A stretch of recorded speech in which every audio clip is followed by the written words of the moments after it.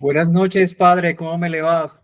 Bienvenidos a todos en esta noche, en este tercer Gra- tema, en el que el padre Eliezer nos va a acompañar guiándonos en este curso que ha sido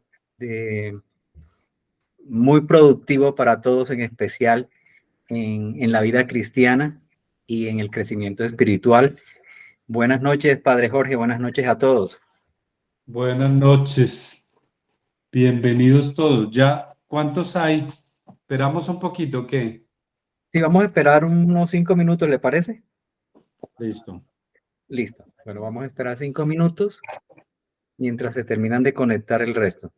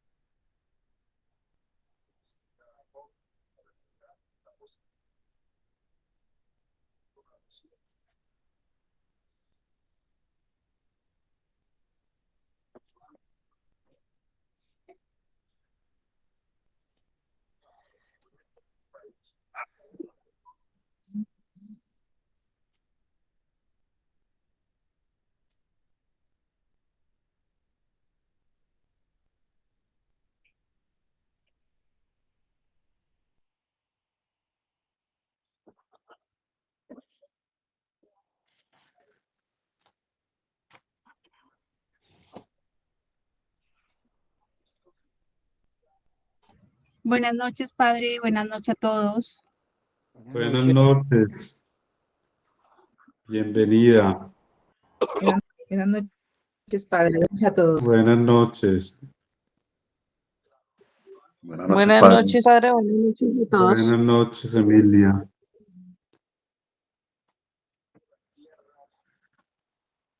Buenas noches, Estamos padre. ahí Buenas noches a todos. Para todos. dándole buenas noches, dándole un espaciecito a los que lleguen para que iniciemos todos. Padre, si gusta, puede iniciar con las preguntas que había dejado. ¿Podría ser? Podría ser, pero espera que estoy buscando aquí de ubicar una oracioncita para Ok. iniciar y ya.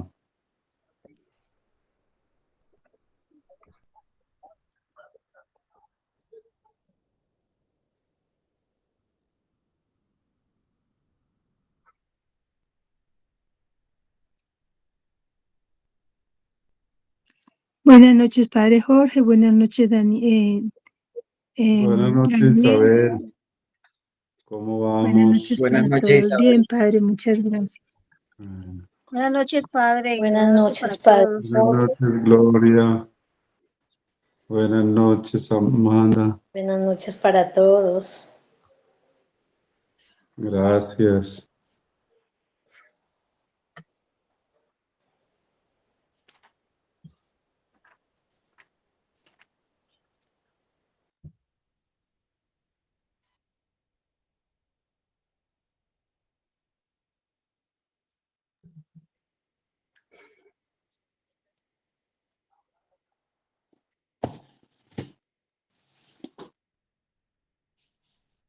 Buenas noches.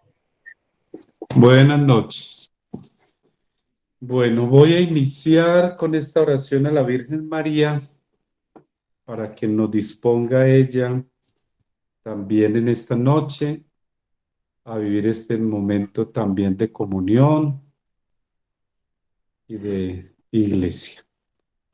María, Madre de Jesús, nuestro Salvador, tú que saliste presurosa a la montaña a servir a tu prima Isabel, quien apenas te vio, quedó llena del Espíritu Santo y proclamó con voz fuerte: La primera oración a ti, Madre del Verbo, que el niño Juan escuchó desde el vientre de su madre. Bendita eres tú entre las mujeres y bendito es el fruto de tu vientre. ¿Cómo es que viene a mí la madre de mi Señor? Porque apenas oí la voz de tu saludo, mi niño saltó de alegría en mi vientre. Dichosa tú que has creído, porque ahora se cumplirá todo lo que te fue anunciado de parte del Señor. Por esa plegaria amorosa, llena de veneración hacia ti, San Juanito desde niño comenzó a amar a tu Hijo Jesús, y cuando fue adulto decía, que Él crezca y que yo disminuya, porque Él es el Cordero de Dios que quita el pecado del mundo. Y con humildad lo sumergió en las aguas del bautismo, y pudo escuchar la voz de su Padre quien le decía, este es mi Hijo amado, en quien me complazco. Amén. Bueno, entonces vamos a dar inicio. Sé que han estado como muy juiciosos, haciendo las tareas, buscando de aprender, de profundizar, y eso pues me alegra que esto sea una provocación para seguir estudiando, que no se quede en un cursito que pues es muy pequeño, es muy breve y solo debe ser la motivación para iniciar un estudio un poquito más profundo. Vamos a partir de este tema que son los lugares de la Biblia, voy a iniciar primero como para ir adentrándome en ese tema, en una pregunta, ¿cómo nació la Biblia? Y también hablar del autor de la Biblia, los autores de la Biblia y contextualizar también entonces los lugares, pero también ciertos géneros que utiliza la Biblia y que es importante un poco entender y que nacen también como parte de esa geografía en la cual se escribe la Biblia. Entonces, recordar tres momentos importantes de la formación de la Biblia: el hecho, la memoria y la escritura. Son tres momentos distintos de toda esta historia sagrada que se va tejiendo, donde siempre Dios y la inspiración de su Espíritu Santo se va revelando a hombres y mujeres para que descubran su proyecto en la vida y la historia. Entonces, tres momentos importantes. El hecho. ¿A qué se refiere el hecho? En un primer momento sucedieron acontecimientos en los cuales Dios actuó, Jesús actuó, el Espíritu Santo actuó.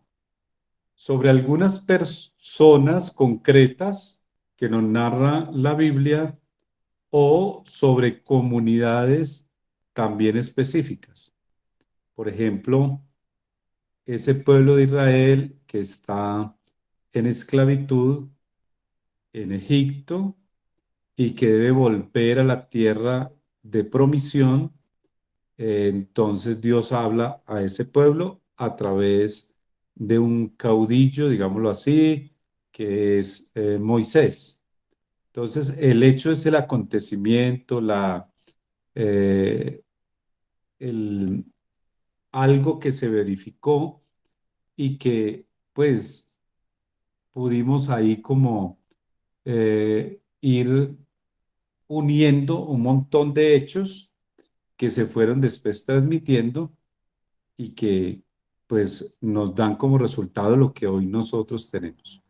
Entonces, el hecho también, por ejemplo, la curación de un ciego por parte de Jesús es un hecho.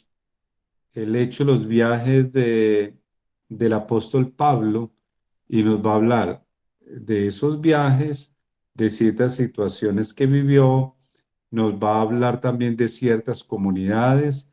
En el hecho de sus viajes nos va a narrar personajes, en el hecho de sus viajes nos va a hablar de peripecias o de situaciones también, lugares geográficos muy concretos, en fin.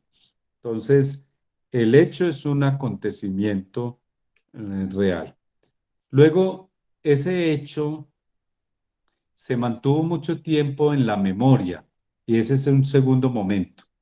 ¿En la memoria de qué? De unas comunidades que contaron y transmitieron esos acontecimientos a viva voz, ¿sí? A viva voz. Entonces lo iban transmitiendo a sus más cercanos, a su familia, se transmitía de persona a persona, de familia a familia, de comunidad a comunidad, y eso se hacía también como con unos fines catequéticos, de ir formando también al otro en esa fe, como pasa en el pueblo de Israel, como pasa después también en el Nuevo Testamento. Entonces, el hecho que es el acontecimiento, la memoria que estas personas ejercitaron para poder contener todo este bagaje que iban recogiendo y que lo iban transmitiendo a su familia, a sus comunidades en ese momento. El otro hecho ya, el otro momento ya la escritura, pero pues la escritura llegó con los siglos, o sea, no llegó ahí mismo. Y se dio como una necesidad para que precisamente esos relatos, ¿sí? No se perdieran, ¿sí? Porque la memoria pues a veces se iba transmitiendo, pero también se podía tergiversar alguna cosa. Entonces viene la escritura que es posterior. El pueblo primero fue viviendo los hechos, descubrió en los hechos presencia de ese Dios que los acompañaba, lo mantenía en la memoria como un recuerdo de algo muy especial, y luego entonces vino la escritura.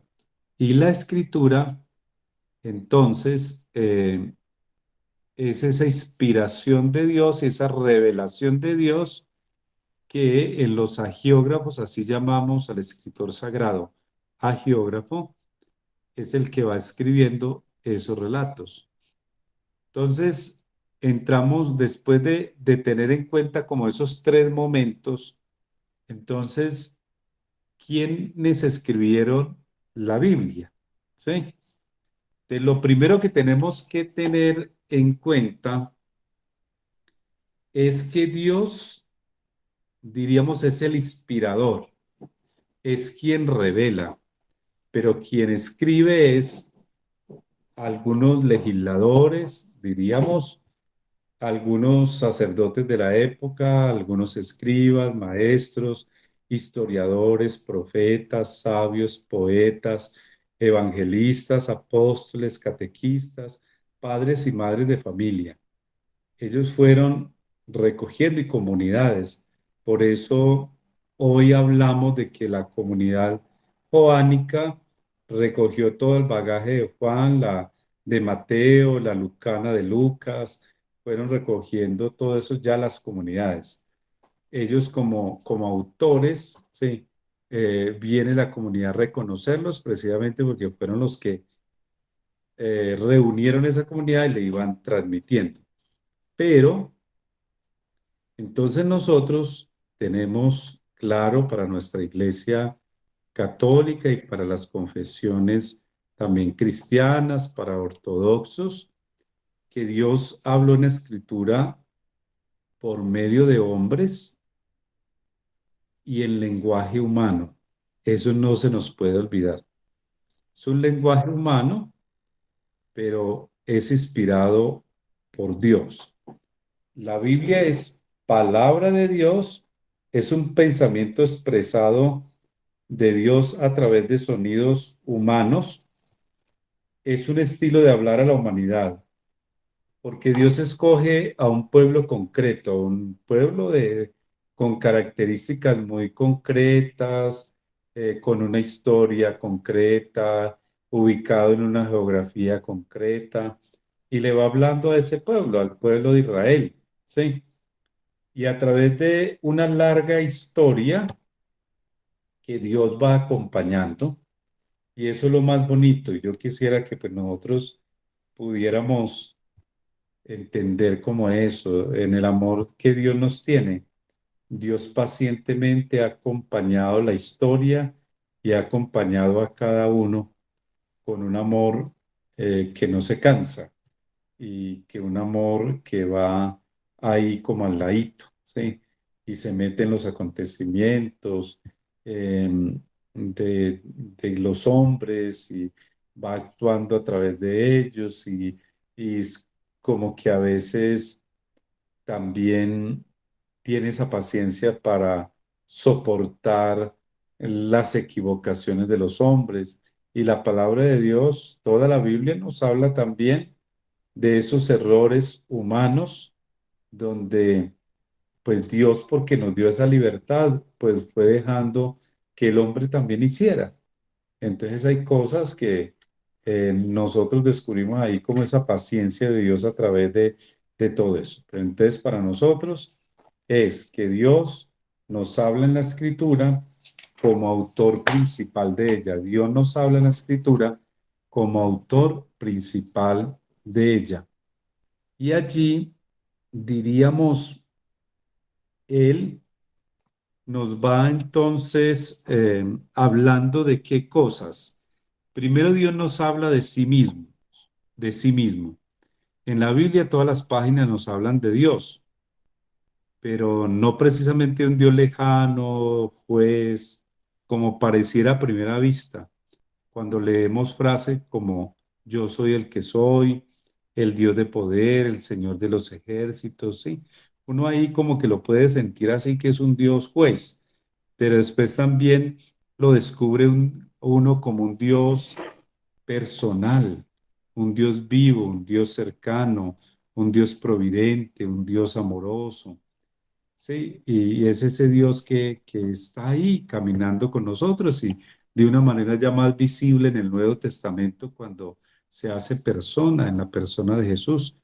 Y entonces se acerca como a esa realidad. Em, Luego, Dios nos habla en la Biblia de sí mismo, de su amor, de su paternidad, de su misericordia. También a veces diríamos que muestra también como ese lado eh, de padre que corrige porque ama. Y lo vemos también entonces en esa actitud de corrección, ¿cierto? Hablando con mucha claridad. Pero Dios nos habla del hombre, ¿sí? Nos dice que él mismo lo creó formándolo a imagen y semejanza suya. La palabra imagen y semejanza en hebreo significa más que retrato, reproducción. El hombre es imagen y semejanza de Dios porque participa reproduciendo las bondades y cualidades divinas.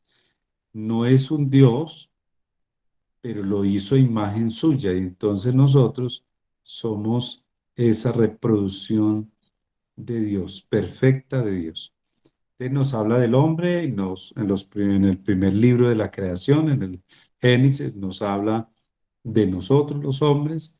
Dios nos habla de la creación y nos dice al abrir la Biblia que al principio creó Dios los cielos y la tierra.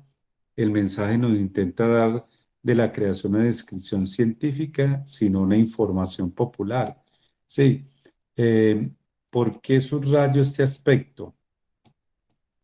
No es una descripción científica la creación, porque también en ese relato hay, diríamos, como ahorita voy a tratar de exponer, eh, hay unas cosas que son parte de una cierta simbología, ¿sí?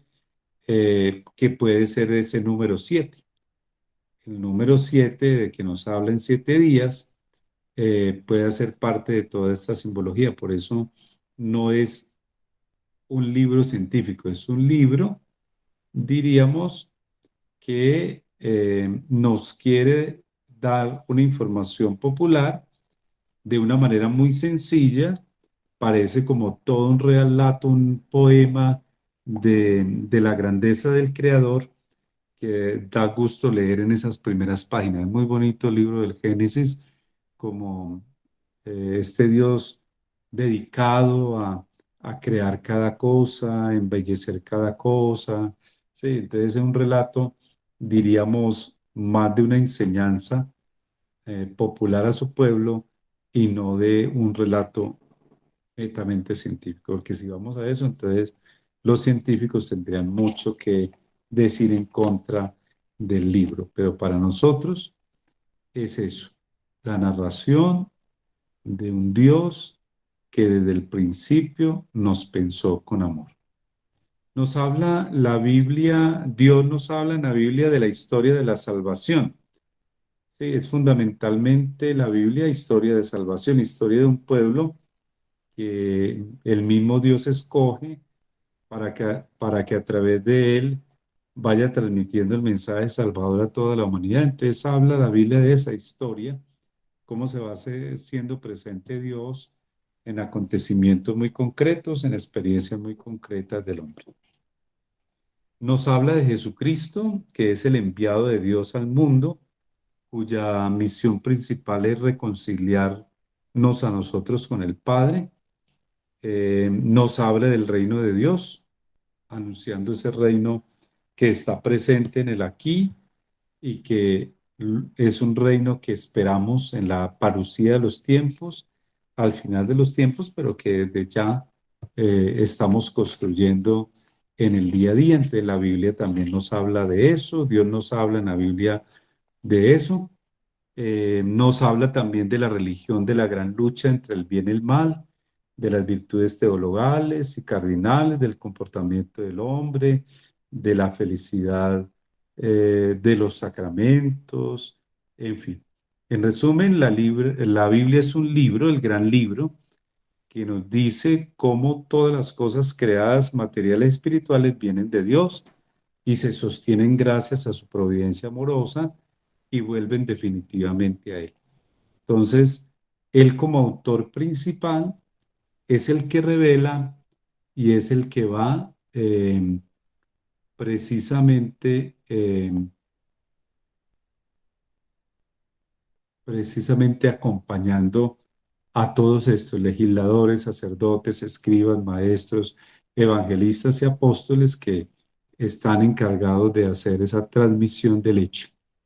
En el Antiguo Testamento tenemos tres grupos de escritores: los historiadores, los profetas y los sabios. Entonces, los historiadores se preocupan de escribir la historia de ese pueblo. Entonces, encontramos libros como el Levítico, ¿sí?, que es un libro donde transmite las tradiciones del pueblo y todo se recoge ahí, cómo hay que hacer, los ritos, todas estas cosas.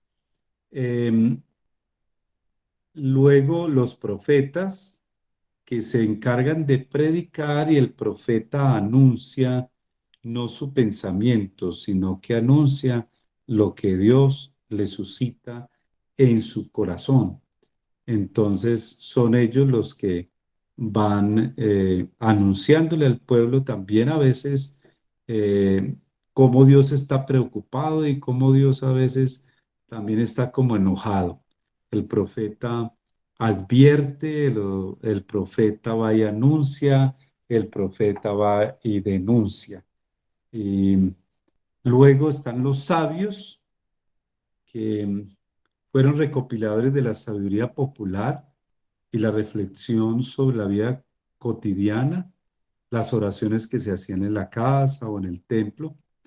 Entre esos, para dar prestigio e interés a sus colecciones, los sabios pusieron como autores a personajes famosos como David, Salomón. Entonces los salmos hacen parte de esa sabiduría. El eclesiástico, el eclesiastés, son libros que los sabios recopilan toda esa sabiduría popular y la ponen ahí. En el Nuevo Testamento, los tres grupos de escritores, estamos hablando de los escritores agiógrafos sagrados, serían los evangelistas, los apóstoles y otros, porque otros, porque hay unos libros que no se sabe claramente eh, a quién atribuirlos. Es como si estuvieran ahí el autor un poco escondido, ¿sí?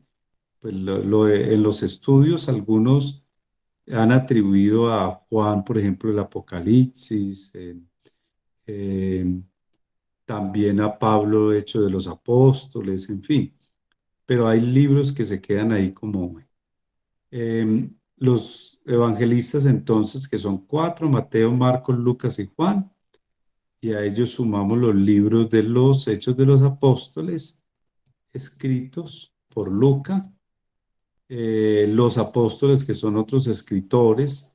Entonces los apóstoles, Pablo particularmente, que escribe varias cartas, eh, ahí también diríamos otros escritores, tenemos a Pedro, que tiene unas cartas, Santiago, Judas y Juan. Eh, y el Apocalipsis, diríamos que mm, tenemos ahí que no es como muy preciso el autor. Luego entonces diríamos los lugares. Los lugares particularmente eh, es Israel. Israel entendido en dos territorios, porque recuerden también que hubo un momento en que se dividió Samaria y Jerusalén, pero también hay unas narraciones de Babilonia y de Egipto. En Palestina, en Siria, se pudieron haber escrito los evangelios de Marcos y de Mateo. En Asia Menor, los evangelios de Lucas y de Juan y el Apocalipsis. En Grecia y Roma, algunas cartas de Pablo y otros escritos. Porque es importante saber dónde geográficamente se escribieron esos libros, porque nosotros tenemos que, cuando hacemos la interpretación de la palabra de Dios, como que nuestra cabeza, nuestro pensamiento deben de ir como a esas realidades, a esos contextos geográficos. Si no, uno a veces no entiende ciertas cosas. Le queda como que le desbordan ciertas cosas. Es necesario que nosotros también, ya que no tenemos la posibilidad de pronto de ir y de conocer personalmente eso, que sería una maravilla, poder ir y conocer Israel y esas zonas, por lo menos que si nos hagamos un acercamiento a esos mapas. A veces las Biblias lo tienen al final, no todas, pero algunas tienen una serie de mapas, porque eso nos va a dar un poco de la idea de estos contextos y poder entender también eh, ciertas partes de la Biblia. Los israelitas, al vivir en diferentes lugares, fueron tomando ideas y costumbres de la cultura de otros pueblos que influyeron en su historia, en su escritura. Recordemos que si estuvieron mucho tiempo en Egipto, pues trajeron cosas de allí. Los apóstoles que después comienzan a salir, algunos salieron a España, unos a Italia, unos al Asia, eh, a la India llegaron. En fin, cuando ellos regresan, también vienen y transmiten lo que ellos encuentran en esas realidades. Y sin duda, eso se plasma también en algunos relatos de de la misma Sagrada Escritura, en el Nuevo Testamento. Entonces, tendríamos que decir que los textos bíblicos fueron escritos en distintos ambientes, ambientes también como en la corte real, en el templo, la sinagoga, en el campo, en casas particulares. Ahí tenemos la casa de Betania, tenemos la casa de Pedro, que viene mencionada. Entonces ya son lugares como muy específicos donde pasó varios tiempos Jesús, y sin duda que allí también hubo elementos que se cogieron de la vida cotidiana, y que se fueron transmitiendo. También esto influyó a la hora de la redacción de esos textos, pues hay algunos que son muy sencillos y de ámbito campesino, otros traen reflexiones mejor elaboradas o hechas en la ciudad. Entonces, claro, el ambiente campesino influyó, por ejemplo, relatos de verdad muy sencillos que también nosotros tenemos que entender. Por ejemplo, para nosotros los latinos, que no tenemos la cultura del vino, eh, no es tan fácil entender que la vid, que los sarmientos, que todo este proceso de la vid, no es que lo comprendamos tan fácil, porque no tenemos ese conocimiento. Allí, diríamos, era mucho más, como más fácil porque se vivía en el contexto de la geografía y en el contexto campesino, como las ovejas también, y todo este tema de los rebaños. Entonces, eso era mucho más fácil. Nosotros, mucho de ovejas y de cabras y esas cosas, no es que sepamos mucho, de pronto de vacas, de toros, de cosas así, de caballos, en fin. Entonces, también es muy interesante que uno siempre busque de contextualizarse. A veces no sé si me han escuchado cuando voy a hacer la explicación de algún texto, digo, primero contextualizo la época o la circunstancia para poder entender un poco también las cosas y tener, bueno, ahí les están mostrando un cuadro que permite un poquito como los tiempos, ¿sí? De cuándo se escribió o cuándo apareció Abraham, cuándo apareció Moisés, más o menos recuerden el tiempo antes de Cristo, el tiempo después de Cristo. Y más o menos, fíjense que el Pentateuco se comenzaría a escribir más o menos después del 1250 por ahí más o menos, antes de Cristo. Entonces, tener ese cuadrito pues nos podría permitir eso. No creo que lo alcancen a ver tan ampliamente, pero como después de la presentación, si quiere, las podemos regalar a todos. eh, lo pueden ahí como mirar en el cuadrito más o menos cuando se escriben los libros que están en la parte de abajo del Pentateuco, los históricos, los profetas, los sapienciales, en fin, y luego también en el Nuevo Testamento.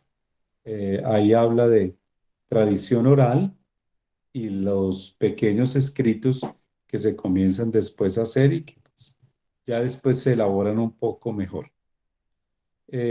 Hablábamos precisamente también en qué idioma se escribió la Biblia. Entonces, antes del exilio a Babilonia, se escribió en hebreo. Hay fragmentos de Daniel y después del exilio babilónico en arameo, que eran las lenguas propias del tiempo.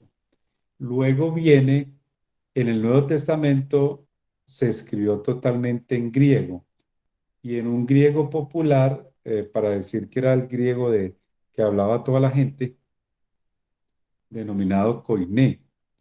Eh, Después recordemos que ya del griego van a ser algunas traducciones al latín, que es lo que nosotros llamamos vulgata.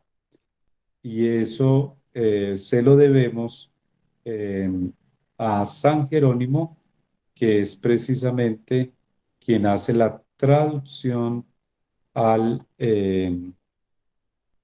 al latín y posteriormente pues ya van a venir otros autores que van a hacer las traducciones a las lenguas vernáculas eh, y oficialmente a las lenguas propias a partir del Concilio Vaticano II, aunque ya se venían haciendo esas traducciones en otros idiomas, oficialmente ya se autoriza como más públicamente a través del Vaticano II, pero es en el siglo IV que San Jerónimo hace la traducción al latín que nosotros conocemos como Vulgata. Vamos a adelantar ahí unas presentaciones porque yo hablé del canon, que era el canon, que era como la vara de medida. He hablado de que hay una inspiración divina, que hay una revelación, que la revelación es de Dios, ya lo he mencionado. Voy a detenerme aquí en el tema para que pase un poquito más las diapositivas hasta los géneros literarios. Eso, hasta ahí. Géneros literarios o formas de expresión. ¿Qué entendemos por eso? Diríamos que es la manera o forma que los distintos autores emplean para revelar una verdad. Eh, entonces vamos a mencionarlos porque eso sería un estudio también un poco como bastante profundo que nos llevaría como a ir identificando cada libro. Hay unos libros que tienen unos versículos en un género y otros versículos en otro género, en fin. Entonces, diríamos que hay diversas formas de expresión empleadas en la Biblia. Primero, relatos de historia religiosa. Muchos libros bíblicos, tanto del Antiguo Testamento como del Nuevo Testamento, están escritos como para relatarnos la historia de personajes que tuvieron un papel importante y cuyas actitudes eran agradables a Dios, al mismo tiempo que iban labrando la historia y salvación de ese pueblo escogido. Entonces tenemos una historia, la historia de Abraham, ¿sí?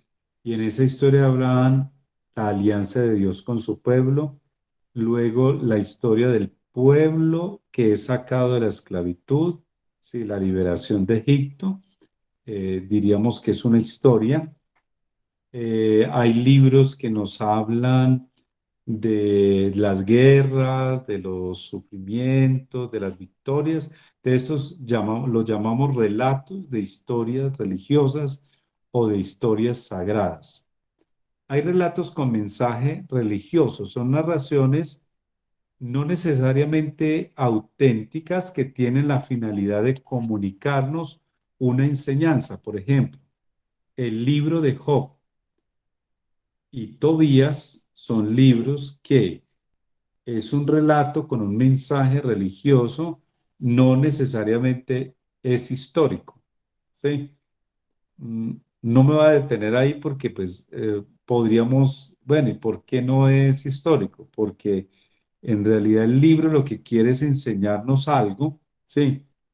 Esa narración tiene la intención de transmitirnos un mensaje de fe, la historia de Job.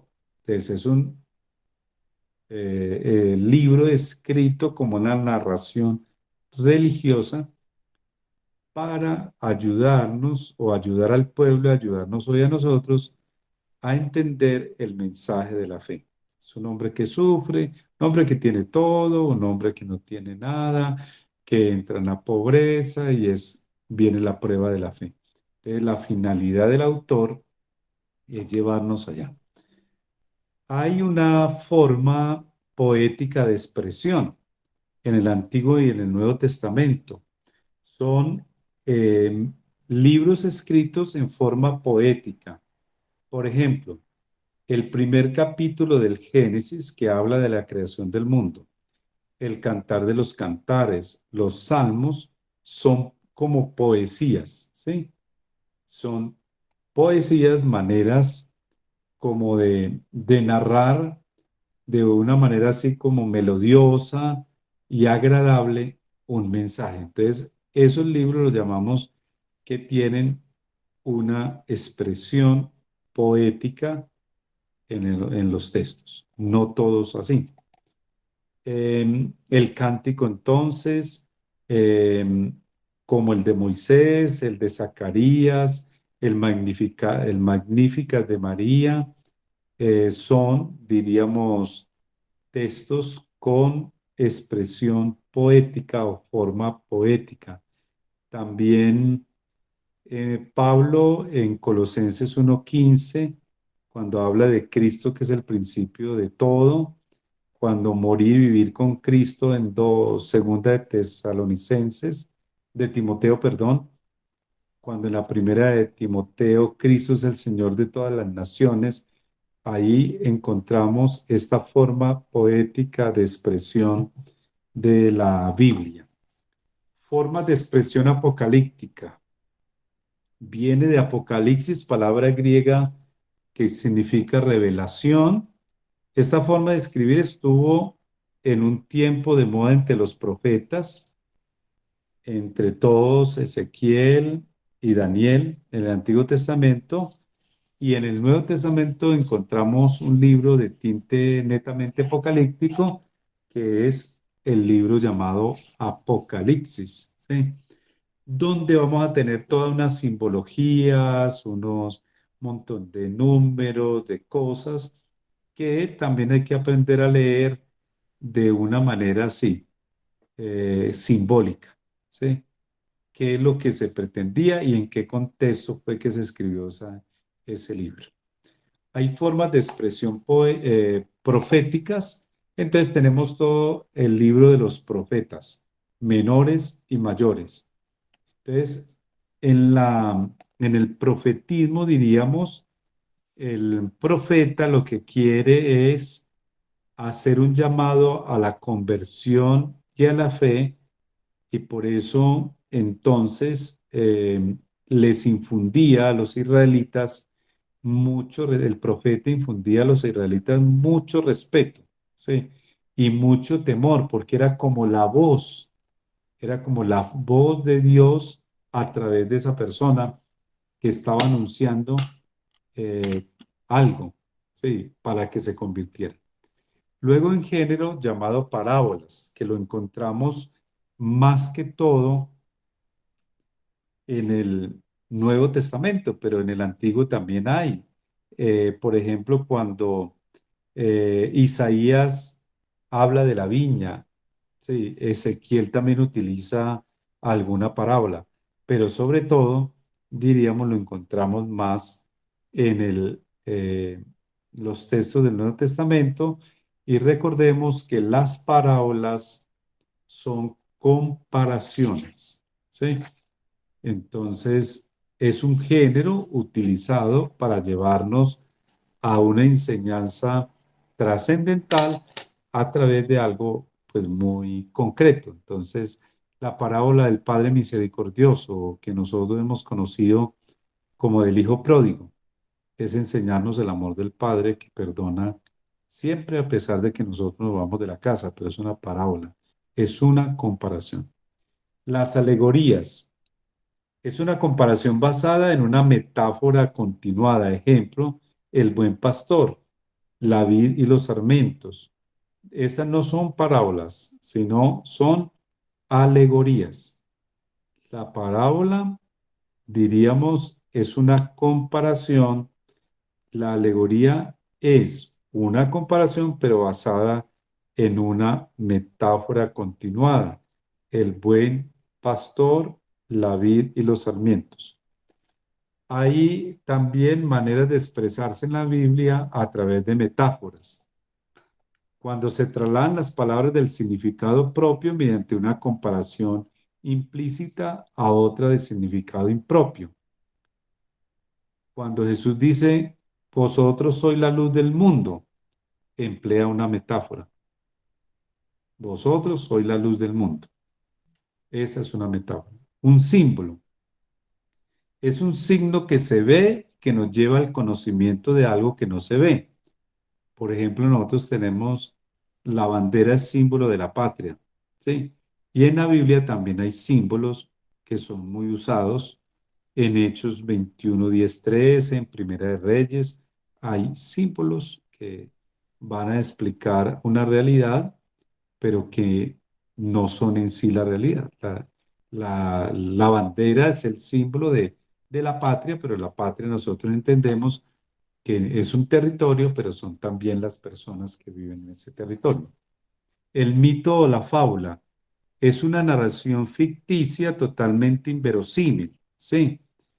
Cuando, por ejemplo, en Jueces 9, 8, 15 dice que los árboles se ponen de acuerdo para elegir rey, ¿sí? Mito o fábula. Es una narración ficticia totalmente inverosímil porque pues los árboles no hablan, ¿cierto? Pero ahí en ese capítulo del Jueces 9, 8, 15 dice que los árboles se pusieron de acuerdo para elegir el rey. Luego en la Biblia hay lo que llamamos números simbólicos. Y eso es importante que nosotros tengamos en cuenta. Sí. Cuando por lo menos nosotros hacemos referencia en la Biblia, por ejemplo, el número 2 significa equilibrio. El número 3 significa perfección. El 4 toma la idea de los cuatro puntos cardinales. El 5 encuentra significado en los dedos de la mano. Para los pitagóricos era un signo de unión y lo llamaban nupcial, el 5. El 7 es muy usual en la Biblia y el 7, diríamos, emplea, Caín será vengado 7 veces. Pedro quiere perdonar 7 veces. Jesús expulsa de Magdalena 7 demonios, ¿sí? Luego el 10 tiene el sentido de lo acabado, de lo terminado, ¿cierto? Así, 10 son los mandamientos, 10 las plagas de Egipto, Job fue insultado 10 veces, bueno. El 40 designa los años de una generación. Entonces, cuando leemos la genealogía, ahí pasan 40 años. Y también tenemos los 40 años de permanencia en el desierto de Moisés, los 40 días de ayuno de Elías. El número 1000 significa una cantidad muy grande. Dios hace misericordia hasta en 1000 generaciones. Para Dios 1000 años son como un día, para decir que es una cantidad muy grande. En el Apocalipsis, por ejemplo, nosotros 7 hablamos de 144,000 salvados. Este número se descompone de la siguiente manera: 12 por 12 por 1000. El primer 12 significa vocación, es decir, una serie perfecta. El segundo 12, la tribu de Israel, que son 12. Y el 1000, una multitud de elegidos del Señor. Entonces, 144,000 en el Apocalipsis quiere decir una multitud innumerable. Una multitud innumerable. Por eso uno no podría hacer las interpretaciones que a veces se hacen literales. Entonces, dice alguno, no, es que se van a salvar solo 144,000. Sí. Entonces yo le decía a un hermano separado, bueno, pero si ¿ustedes cuántos son? Le pregunté yo un día. Y ellos me dijeron, no, nosotros somos ya 1,000,000. Entonces yo les dije, bueno, y entonces, ¿dónde van a colocar toda esa gente? Sí, porque si los salvados son solo 144,000, si literalmente lo tomas así, los demás se quedaron por fuera. Entonces no siga buscando más gente que ya no tiene dónde ponerla. Entonces, ojo, 144,000 quiere decir una multitud innumerable, que pueden ser 2 millones, 1,000 millones, 7,000 millones, los que sean, ¿cierto? Entonces, cuando nosotros hacemos los acercamientos a la palabra de Dios, es necesario que tengamos en cuenta esos géneros. Entonces, hay otros géneros como el epistolar, ¿sí? El Evangelio, que es una proclamación de la buena noticia de Jesús. Entonces, hay género epistolar, que son las cartas de Pablo. Los proféticos, que ya les dije, es representar a Dios a través de de un mensaje que busca denunciar, enunciar, el apocalíptico que viene de revelación, y entonces tiene como finalidad consolar, dar esperanza al pueblo fiel, al mismo tiempo expresar el juicio de Dios. Ya hablé de las parábolas, en fin. Bueno, porque yo creo que el tiempo se nos va velozmente y ya no tengo ni saliva de tanto hablar. Bueno, criterios para la lectura bíblica. Entonces, unir la trenza para leer la Biblia. ¿Cuál es la trenza? La realidad, la palabra de Dios y fe de la comunidad. Realidad, el momento que vivimos.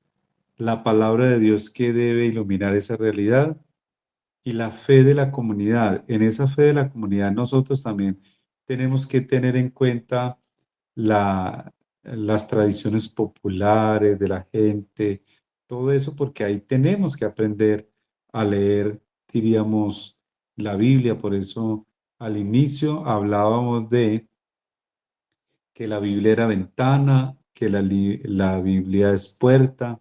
Es ventana para mirar desde adentro hacia afuera esa realidad, pero es puerta porque entramos a la fe de una comunidad y caminamos con esa comunidad, y la palabra de Dios es situarla en la realidad.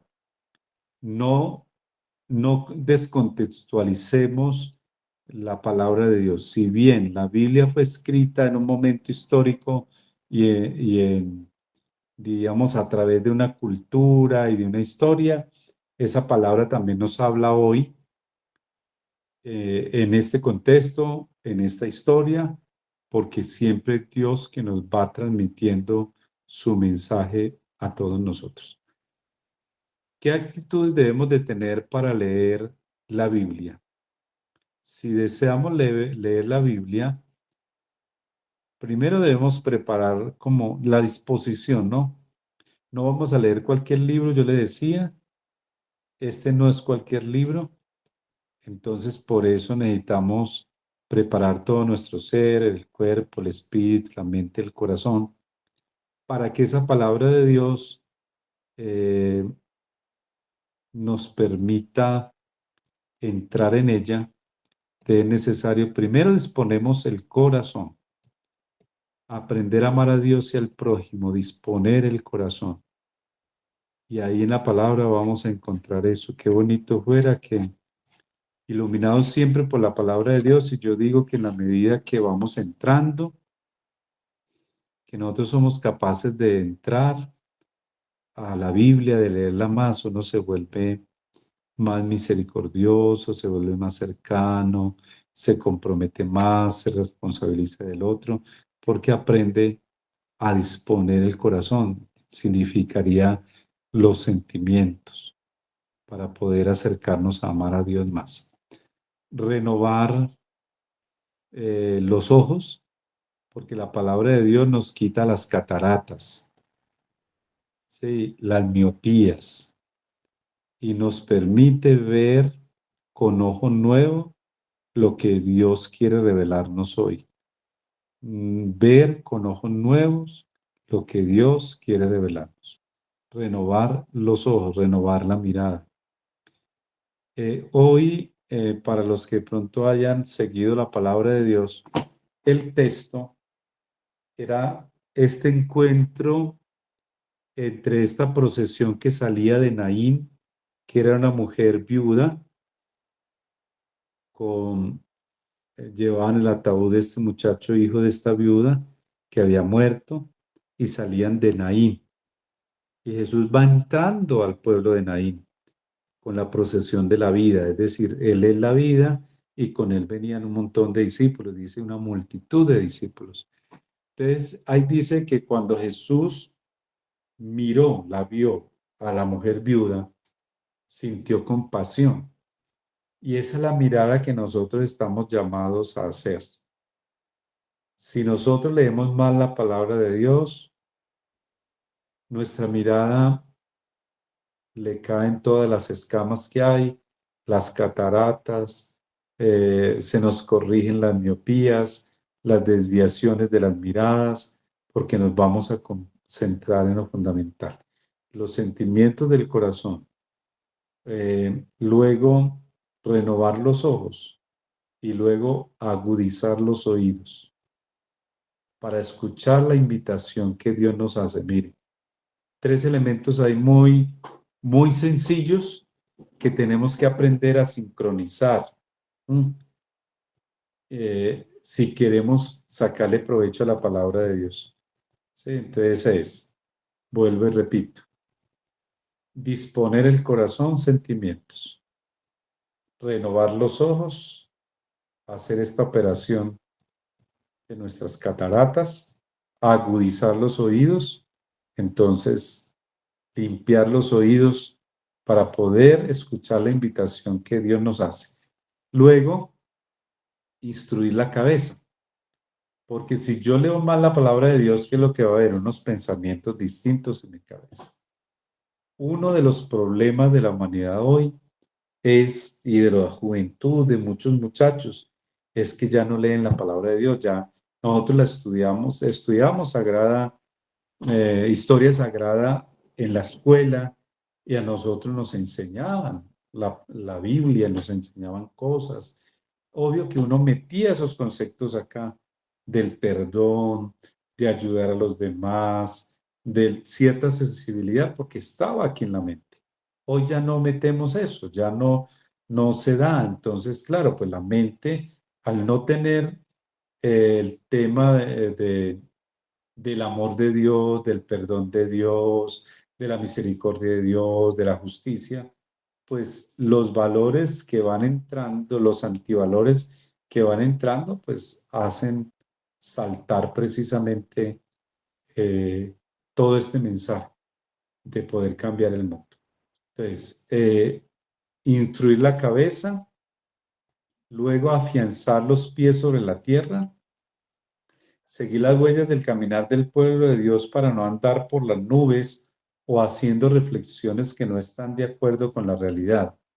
Es necesario vivir, actuar con realismo y comprometerse con el prójimo. Yo creo que, mire, si ven ahí en estas sugerencias o en estas actitudes tan sencillas, es poner todo el cuerpo al servicio de la palabra de Dios, es decir, al servicio de Dios.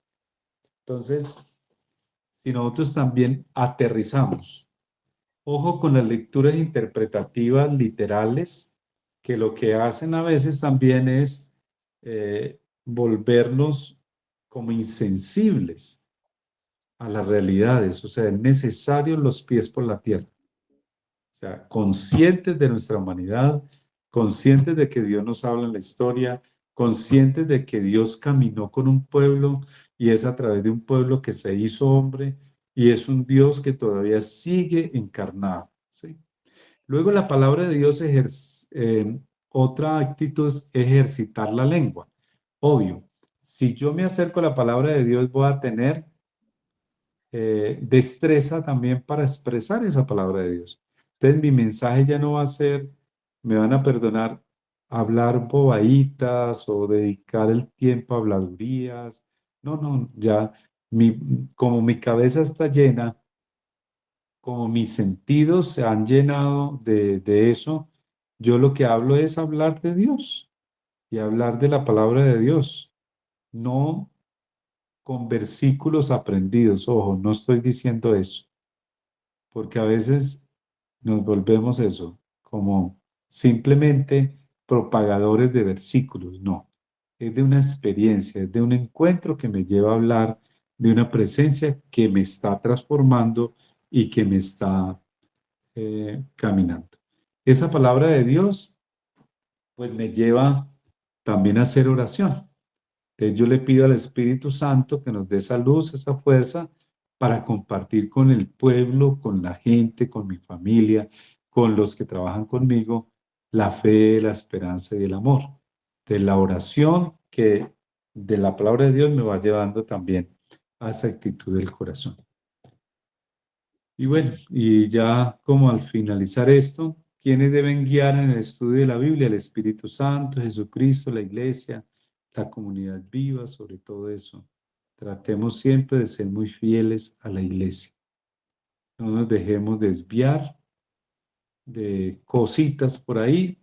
Estudiemos para que podamos tener ese conocimiento más profundo de la palabra de Dios y no nos pase como pues alguno afirma, es que pasé muchos años en la Iglesia Católica, pero yo apenas estoy conociendo a Dios. No. Si estás en la Iglesia Católica, no estás exento de saber palabra de Dios, de vivir de la palabra de Dios, de respirar palabra de Dios, de amar esa palabra de Dios y de cambiar a través de esa palabra de Dios.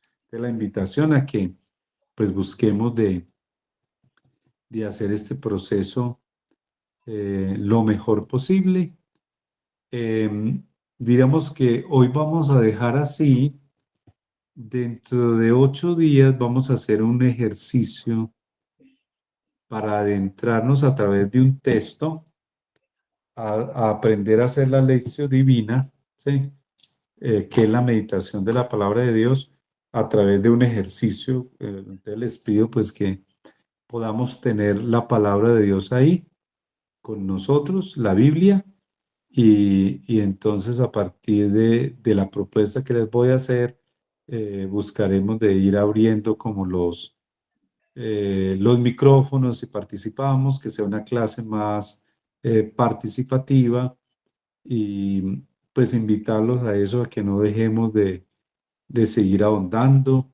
Esto solo fue una pincelada de lo que es todo este estudio de la Biblia y ya el próximo martes después vamos a invitar a que a través de una de las Eucaristías, los que puedan, los que están aquí pues más cerca de un domingo, podamos traer la palabra de Dios, que sería ya en octubre, el primer domingo de octubre, traer la palabra de Dios y hacer como la bendición de la Biblia, la entronización de la palabra de Dios, para que también la entronicen en sus hogares y ese sea como el cierre de este proceso. Bueno, Que es, un ratico para hablar. padre, creo que para esa fecha tendríamos octubre primero. Es octubre Entonces, primero. octubre primero. Para la entronización de la Biblia y la bendición de las Biblias, ¿sí? Exacto. Bueno. Entonces, me contaron por ahí que el ejercicio de esta semana lo hicieron muy juiciosos. Entonces, sería bueno que compartiéramos eso. O sea, que les sirvió, se reunieron, que sacaron de fruto de encontrarse, en fin. Entonces, si alguno nos quiere contar cómo esa experiencia, me parece muy inclusive. Sí, pero no todos al tiempo, por favor. Lisette, Sierra y Yuri. Sí, buenas Lisette. noches, padre. Buenas noches. Y a todos. Bueno, padre, fue interesante porque el descubrir por cada pregunta una respuesta me llevó a saber que yo pensaba, sí, por lo menos cuando uno lee la palabra, uno cree que están, como está dividido en el Antiguo y Nuevo Testamento, uno ve muchos capítulos, ¿cierto? Pero al investigar qué son las preguntas que pues quieran trabajar de la actividad número 2, que son los libros apócrifos y todo eso. Fue interesante descubrir que no todos los libros son inspirados por Dios, ¿verdad? Sí. Que debemos ser muy cuidadosos, cautelosos en el momento de pronto de leer e interpretar la Biblia, de nosotros mismos y de quienes pues también escuchamos, ¿ya? Por lo que sí, hay mucha diversidad de Biblia, hay muchas personas que las usan a su conveniencia y pues no sabía esto, y es muy pues interesante porque siempre estamos por lo encima, por los 4 evangelios que son importantes, parte de Génesis, el Apocalipsis, que a veces muchos nos adelantamos, cosas así, pero fue una experiencia maravillosa porque me detuve a leer de las 4 preguntas, cuáles eran inspirados y cuáles no eran por el Señor. Y Sí. ser más detallista al escuchar de alguien que pues puedo pensar que sabe o no sabe. Para mí, No, para yo conseguir mi espiritualidad. Lisset, y es que, bueno, entender que estos procesos de canonicidad de los libros no fue una cosa así de un momento a otro, esto fue una experiencia de estudiosos también, de gente dedicada a eso, que hace el estudio y determina cuáles libros eran apócrifos y cuáles no, o sea, los apócrifos que no entraban en el canon de la Biblia porque eran narraciones como muy populares, eran, no sé, que el niño Jesús se perdió yo no sé dónde y que se cayó y que María fue y lo cogió, y bueno, cositas así. Entonces, claro, el estudio profundo son, diríamos que son leyendas, entonces por eso los estudiosos determinan, con la iluminación también, de que esos libros no entrarían en el canon porque eran narraciones más de leyenda, digámoslo así. Entonces yo creo que el estudiar nos permite eso, salir de dudas, formarnos, en fin. Yuri Viviana.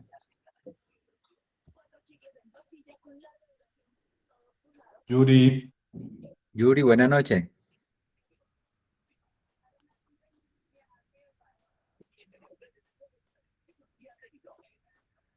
¿Quién Qué más tiene? pena, qué pena, qué pena. Es que tuvimos acá un inconveniente un técnico. impasse.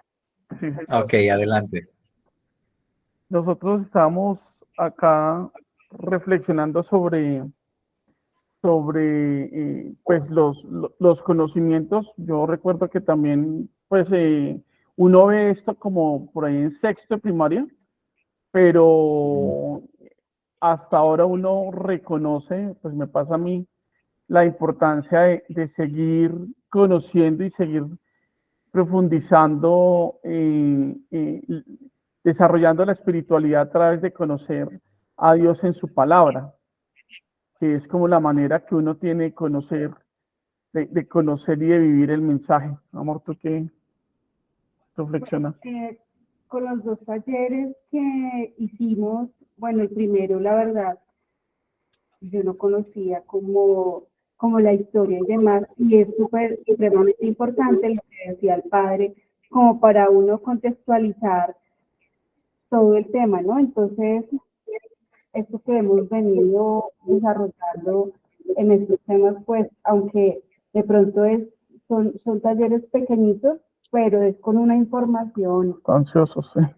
exacto, que lo llena uno, que por lo menos no sabía, y cuando uno empieza como a buscar información, claramente pues aparecen mil cosas, pero uno se va acercando a este tipo de temas que me parecen importantes conocer, para poder saber, oiga, y de dónde venía, y por qué lo escribieron, y quiénes lo escribieron. Pues eso uno de verdad que a veces no se pregunta, sino simplemente lee la palabra y ya, o la escucha, pero pues ha sido una experiencia bastante enriquecedora.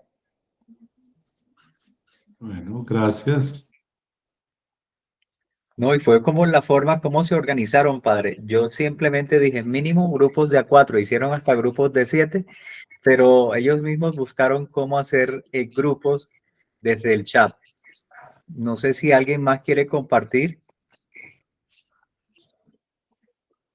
Ahí Ana. alguien levantó la mano. Ana Rodríguez. Buenas noches, padre, y para todos los participantes. Pues nosotros compartimos con mi grupo, pero nos quedamos en la última pregunta, que era, ¿cuál crees tú que es el principal mensaje que Dios quiere darte a través de la Biblia? Entonces de ahí sacamos unos mensajes muy especiales, que cada cual de nosotros tenía un mensaje como muy directo y muy concreto para cada uno de nosotros, ¿verdad? Sí. Entonces, por ejemplo, decíamos, el mensaje que principalmente Dios nos quiere dar a través de la palabra de Dios es nuestra salvación para nuestra propia alma, pero también para salvar almas a través de nosotros, llevando su evangelio a aquellos que no lo conocen, ¿verdad? Entonces, en ese texto nos quedamos como muy, muy importante para nuestras vidas. Gracias. Bueno, gracias a ti, muy, muy bien. ¿Alguien más quiere aportar algo?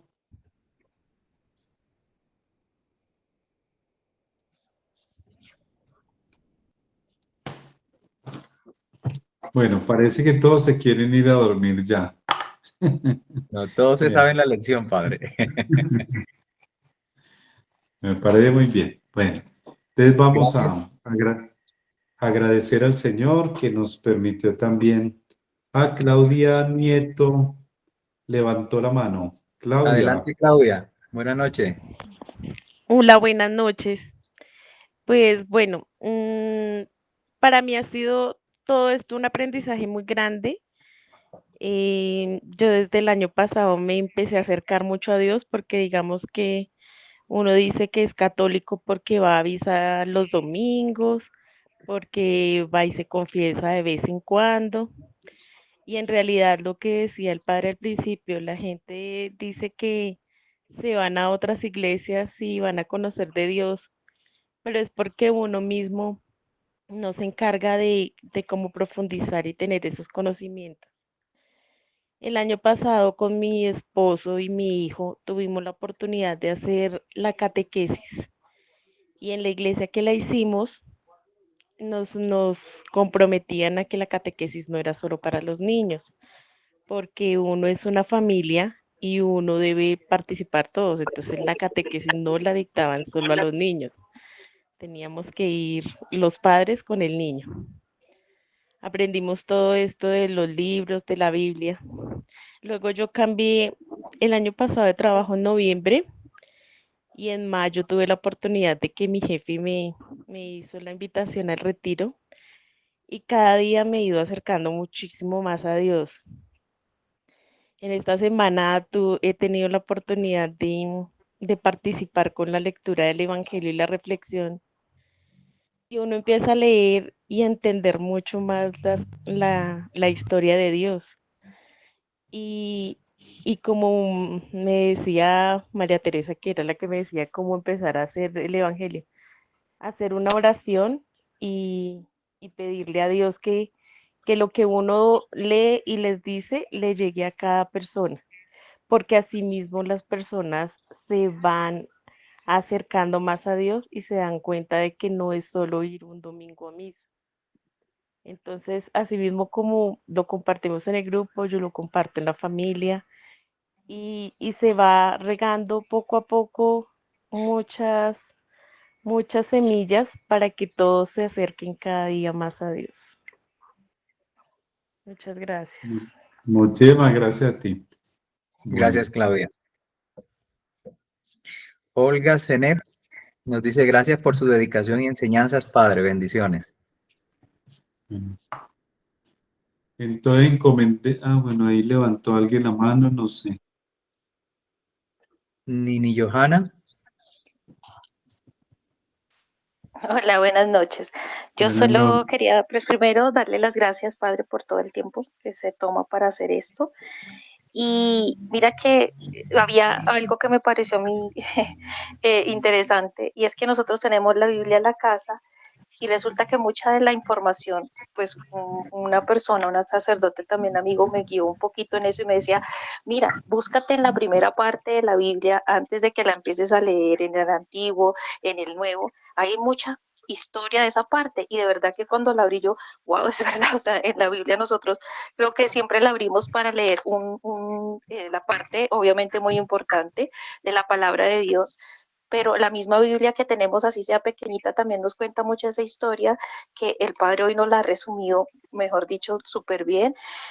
Obviamente, entonces también para que todos los que tenemos Biblia también nos tomemos de leer esa introducción que hay antes del Nuevo, del Antiguo Testamento, que nos cuenta mucho esa historia, del contexto y esa parte. Era eso nada más. Muchas gracias, Padre. Gracias, Neni.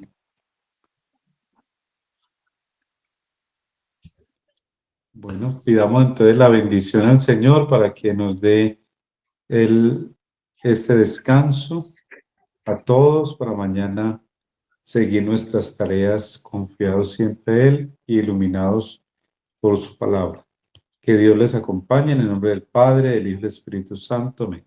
Nos vemos el otro martes, entonces tratemos de tener la Biblia ahí para que hagamos el ejercicio y lo podamos hacer así, como compartiendo. Dios les guarde. Gracias, Padre. Gracias, Padre. Amén, Padre. Gracias, Feliz Padre. noche. Buenas noches a Lo todos. bendiga. Y a todos. Muchas gracias. Un abracito para todos. Mil bendiciones. Muchas gracias. Gracias, Padrecito. Bendiciones. Gracias, Padre. Gracias, Padre. Gracias, bendecida noche.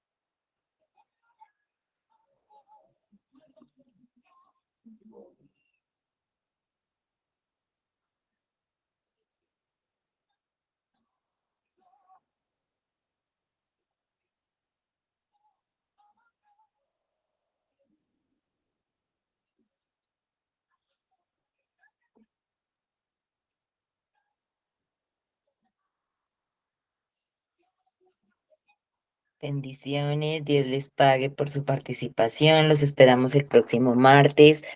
Gracias, Diego, María, Rosa, Pili, Luis Fernando, Amanda, Olga, Rosalba. Los esperamos. Pueden salir de la sala. Gracias, María Teresa. Un abrazote. Feliz noche. Dios los bendiga a todos.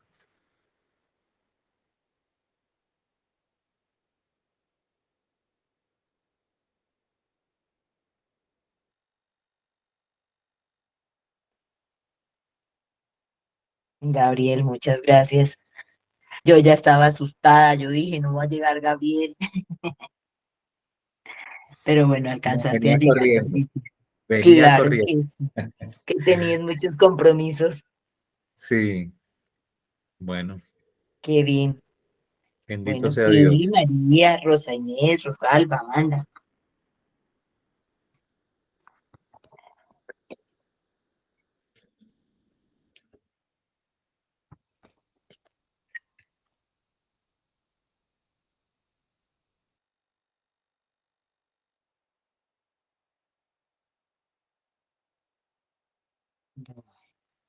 Entonces, me retiro de la sala porque parece que los demás están juiciosos. Que descanses, Gabriel. Chao, Mariate. Mira el chat.